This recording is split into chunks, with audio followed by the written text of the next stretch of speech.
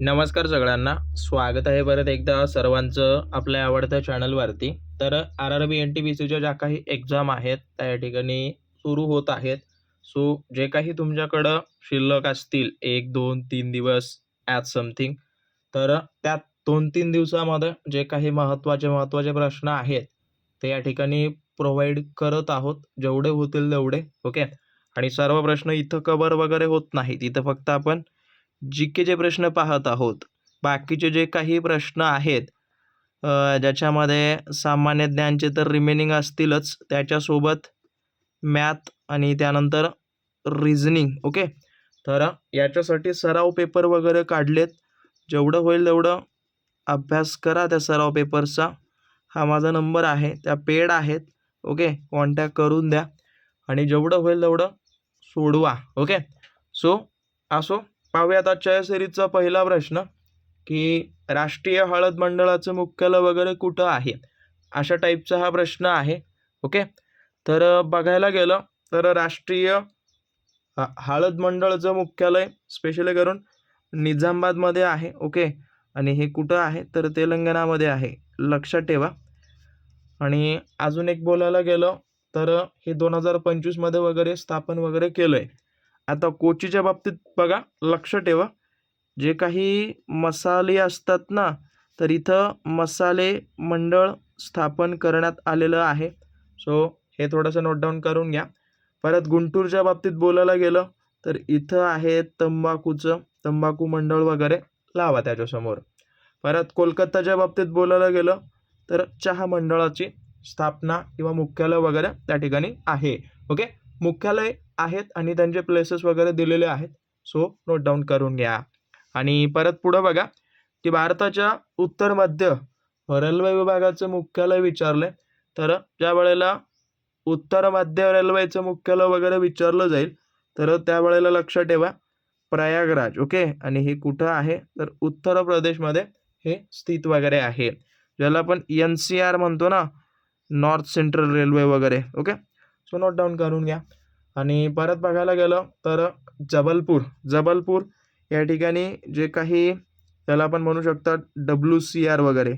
WCR म्हणजेच काय? पश्चिम मध्य railway. Okay. West central railway वगैरे.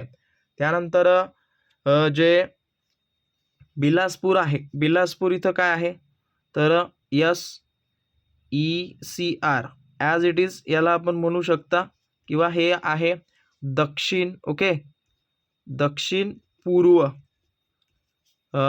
मध्य रेल्वेचं मुख्यालय वगैरे त्या ठिकाणी आहे. आणि बाकी जयपूर जे आहे ते कशाचं असेल? NWR ना. ओके. हां. तर हेच ॲज इट इज उत्तर पश्चिम रेल्वेचं मुख्यालय वगैरे. तर लक्षात ठेवा, हे काही महत्त्वाचे मुख्यालय वगैरे त्या ठिकाणी आहेत. परत खालीलपैकी कोणाला गंगेचा चोल विजेता वगैरे म्हणतात? तर लक्षात ठेवा, चोल सम्राट जे राजेंद्र प्रथम होते, यांनी काय केलेलं होतं?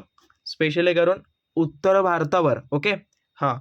उत्तर भारत जो काही प्रदेश आहे, तर त्या भारतामध्ये किंवा त्या भारतावर त्यांनी काय केली? स्वारी केली. ओके. आणि त्या उत्तर भारतापासून जो काही गंगेपर्यंतचा प्रवास, गंगा नदी जी आहे, तर तिथपर्यंतचा प्रदेश, ओके, ते त्यांनी काय केलं? जिंकून घेतला. त्याच्यामुळं त्यांना जे आहे ते काय म्हणतात? गंगेचा चोल विजेता या नावानं ओळखलं जातं, किंवा त्याला गंगे कौड वगैरे या नावाची पदवीसुद्धा देण्यात आलेली आहे. ओके. सो लक्षात ठेवा. परत सांगतोय, जे काही राजे महाराजे झालेत त्यांच्याबद्दल माहिती वगैरे काढा. परत राजाराज प्रथम यांनी काय केलेलं होतं?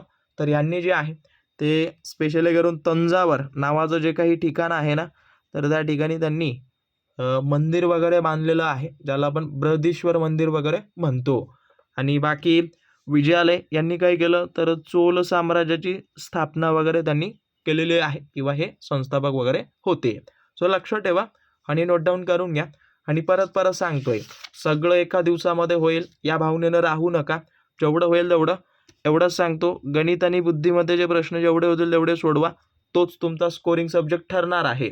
आणि गणित आणि बुद्धिमत्तेचे जवळपास 8 सराव पेपर आम्ही काढलेत. आणि ते 2025 मध्ये जशास तसे पेपरला आलेले आहेत, त्याच्यामध्ये फक्त अंक वगैरे बदललेले आहेत. सो याही वर्षी येण्याची खूप खूप संभाव्यता आहे. त्यामुळे जेवढं लवकर होईल तेवढं पेपर वगैरे सोडवा. ओके. हां. परत खालीलपैकी कोणते कलम पंचायतीच्या रचनेशी संबंधित वगैरे आहे? तर 246C जे काही कलम आहे ना, ते कशाशी निगडीत आहे? ते पंचायतीची रचना जी आहे ती त्या ठिकाणी आहे. बाकी 243A याच्या बाबतीत बोलायला गेलं तर हे आहे ग्रामसभेच्या बाबतीत. ओके. त्यानंतर 243B हे जे आहे ते कशा संदर्भात आहे? तर जी काही पंचायतीची स्थापना वगैरे असते ना, तर त्याच्याशी निगडीत हे कलम वगैरे आहे. आणि बाकी जे 243D वगैरे आहे, तर हे जवळपास जे काही आरक्षण वगैरे सुटतं ना, तर त्याच्याशी हे निगडीत वगैरे आहे. ओके. सो हे लक्षात ठेवा आणि नोट डाऊन करून घ्या. परत खालीलपैकी कोणी गाथा सप्तशती किंवा सप्तशती या ग्रंथाची रचना वगैरे केली?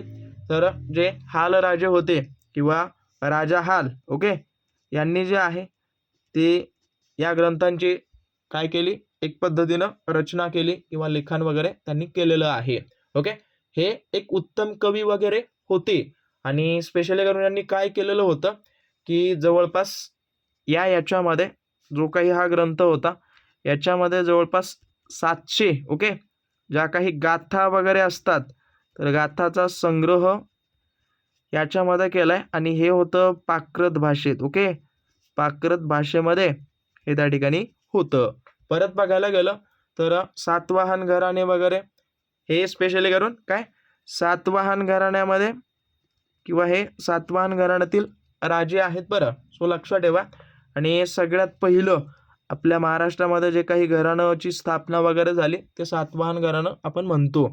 आणि जे आत्ताचं पैठण वगैरे आहे ना, ओके, तर ती राजधानी त्या सातवाहन राजधानीची किंवा सातवाहन राजांची किंवा सातवाहन घराण्याची राजधानी वगैरे होती असं तुम्ही म्हणू शकता.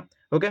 आणि गौतमीपुत्र सातकर्णी जे होते ना, ते सगळ्यात मोठे किंवा पराक्रमी राजे वगैरे या घराण्यामध्ये झालेले आहेत. परत पुढं काय म्हटलंय की 1905 मध्ये ओके प्रकाशित झालेल्या सरोजिनी नायडू यांच्या पहिल्या कविता संग्रहाचं नाव वगैरे काय आहे? तर त्यांनी जे द गोल्डन थ्रेशोल्ड या नावानं हे कविता संग्रह वगैरे त्यांनी प्रकाशित केलेला होता. सो लक्ष ठेवा, हा झाला 1905 मध्ये वगैरे. ओके. आणि हा जो काही कविता संग्रह होता तो त्यांचा पहिला कविता संग्रह आहे. आणि याच लिखाणामुळे ओके त्यांना काय म्हणतात, भारताची कोकिळा या नावानं सुद्धा ओळखलं जातं. ओके. भारताची कोकिळा किंवा नाइटिंगेल ऑफ इंडिया या नावानं सुद्धा ओळखलं जातं. सो हेही थोडंसं नोट डाऊन करून घ्या. परत त्यांनी खूप सारं कार्य आपल्या जीवनामध्ये वगैरे केलेलं आहे. जसं की बघायला गेलं तर भारतीय राष्ट्रीय काँग्रेस ओके त्या पहिल्या भारतीय महिला अध्यक्ष वगैरे ठरलेल्या आहेत. ओके. जवळपास 1925 मध्ये जे काही राष्ट्रीय काँग्रेसचं अधिवेशन वगैरे भरलेलं होतं, कुठं? कानपूर या ठिकाणी. तर त्या कानपूरच्या अधिवेशनाच्या त्या अध्यक्ष वगैरे होत्या पहिल्या. ओके. आणि त्यानंतर भारताच्या पहिल्या राज्यपाल सुद्धा आहेत बरं त्या. भारताच्या पहिल्या राज्यपाल हेही थोडंसं नोट डाऊन करून घ्या. आणि ते कुठल्या वगैरे राज्यपाल असतील म्हटलं तर यूपीच्या त्या ठरलेल्या आहेत किंवा त्यांनी कार्यभार वगैरे केलेला होता. परत खालीलपैकी कोणत्या देशाची भूसीमा भारताला लागून नाही? तर भारताला जी भूसीमा लागून नाही म्हटले तर श्रीलंका. ओके. श्रीलंकेची जी काही सीमा वगैरे भारताला आहे ती काय जमिनीने जोडलेली नाही. ओके. सो लक्षात ठेवा. हां. बाकी बघायला गेलं तर भारताला एकूण 7 देशांची भूसीमा आहे. ओके. 7 देशांची भूसीमा लक्षात ठेवा. आणि सगळ्यात बघायला गेलं तर आता हे 7 देशांची भूसीमा त्याच्यामध्ये शॉर्टमध्ये लिहितोय बांगलादेश आलं. ओके. त्याच्यानंतर चीन आलं, त्यानंतर पाकिस्तान आलं. ओके. त्यानंतर नेपाळ आलं, त्यासोबत म्यानमार आला. ओके. आणि त्यानंतर भूतानसुद्धा आलं आणि त्यानंतर जे काही शेवटी उरतं अफगाणिस्तान. तर या 7 देशांची सीमा आपल्या या भारत देशाला भूसीमा म्हटलंय. ओके. ती लागून आहे. आणि सगळ्यात जास्त बघायला गेलं तर बांगलादेशची आहे बरं. लक्षात ठेवा, बांगलादेशची जवळपास 4096 किलोमीटर एवढी भूसीमा आपल्या भारताला लागून आहे. तर नोट डाऊन करून घ्या आणि इथपर्यंत आला असाल तर सबस्क्राईब वगैरे करून घ्या बरं. जेवढे आवश्यक असतील RRB NTPCसाठी. त्यानंतर RRB ग्रुप डी साठी सुद्धा विजेता नावाची बॅच चालू झालेली आहे. जॉईन करून घ्या, ॲप वगैरे डाउनलोड करून घ्या, खाली लिंक दिलेली आहे. परत काय म्हटलंय की 1929 मध्ये पेनिसिलिन, ओके, पेनिसिलियम वगैरे बुरशीचे जीवाणू विरुद्ध गुणधर्म वगैरे कोणी शोधले, तर त्यांचं नाव आहे अलेक्झांडर फ्लेमिंग यांनी शोध लावलेला होता. ओके, किंवा जगातलं पहिलं त्यांनी काय केलं, प्रतिजैविक, ओके, प्रतिजैविक म्हणा अथवा त्याला आपण अँटीबॉडीज वगैरे म्हणतो ना, ते त्यांनी तयार वगैरे केलेलं होतं, ज्याचं नाव होतं पेनिसिलिन वगैरे. तर लक्षात ठेवा. बाकी जे ॲटोनी वँग लिवनचेक वगैरे आहेत ना, तर यांना काय म्हणतात, सूक्ष्म जीवशास्त्राचे जनक म्हणून सुद्धा ओळखलं जातं, मायक्रोबायोलॉजी किंवा फादर ऑफ मायक्रोबायोलॉजी वगैरे. ओके, आणि बाकी मेरी क्युरी यांनी काय केलं, रेडियमचा शोध लावलाय. ओके, हे काही कॉमन क्वेश्चन्स आहेत जे तुम्हाला परीक्षेला आलेले आहेत. बाकी ब्रिटिशांनी भारतात अधिकृतपणे इंग्रजी भाषेचा किंवा अधिकृत कोणत्या वर्षी वगैरे सुरू केलं इंग्रजी शिक्षण वगैरे, तर हे सुरू केलं त्यांनी 1835 मध्ये. ओके, आणि परत बघायला गेलं तर आता याच्यामध्ये आहेत खूप सारे. ओके, जसं की भारतीय शिक्षणाचा मॅग्ना कार्टा, जो काही ऊडचा खलिता वगैरे आहे ना, ऊडचा खलिता या ठिकाणी पारित वगैरे झाला, ऊडचा खलिता वगैरे. ओके, बाकी जे काही असतील ते तर तुम्हाला प्रोव्हाइड करून देईन. 1882 मध्ये अजून एक लक्षात ठेवा, हंटर आयोग आला होता. ओके, हंटर आयोग, तर हेही थोडंसं नोट डाऊन करून घ्या. बाकी आता शेवटचा प्रश्न तुमच्यासाठी दिलाय, सो सगळ्यांनी कमेंट वगैरे करून द्या. आणि काही डाऊट असेल, कुठला प्रश्न खटकत असेल किंवा चुकीचं वाटत असेल तर नक्की मला कळवा. आणि काही डाऊट असेल तर अवश्य मला कमेंट बॉक्स तुमच्यासाठी ओपन आहे बरं, त्या ठिकाणी कमेंट करू शकता. आणि हा भाग जो आहे तो जेवढं होईल तेवढं तुमच्या मित्रमैत्रिणींना शेअर करून द्या, कारण का त्यालाही याचा फायदा वगैरे झाला पाहिजे आणि त्यांना परीक्षा सोपी गेली पाहिजे. ओके, सो बाकी भेटेन पुढच्या भागात. धन्यवाद.